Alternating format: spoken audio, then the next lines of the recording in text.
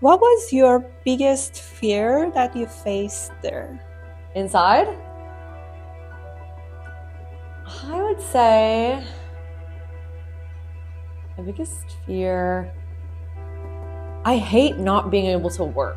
I didn't like that. Like going to prison, I was like, oh my gosh, like I'm not gonna be able to work, make money, and so I was afraid of that kind of because I knew I also had legal bills that I had to pay. So like, okay, what am I gonna do for a year when you can't actually make money? I was afraid of the consequences of that, but also in the beginning, like I was afraid of what was going to happen, right? Because I'd never been to prison before. You hear all these stories and, you obviously have the media and TV, right? So there's obviously a little bit of fear there as well because you're going to a place that... We don't know. Exactly. Actually, before prison, I was very, very mad. I was scared and I was very depressed. I was on house arrest for 2.5 years.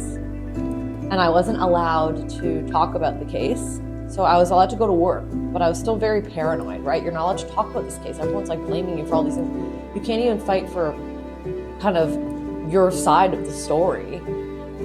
So that was the worst time. But by the time I went to prison, I was actually ready to go because I had this time on house arrest while the court proceedings were taking place to really realized that this was going to be an opportunity for me and it wasn't going to be the end of my life. It was going to be the beginning or like a restart, let's say. So emotionally when I went in, I was prepared and I was ready. I mean, it's a prison, so everyone is going through something when they're in there. Like a lot of people come from traumatic situations. A lot of people come from drug use in the family, right? So it's like my story was the fact that like I was lucky in the sense that I had a great family that supported me in there.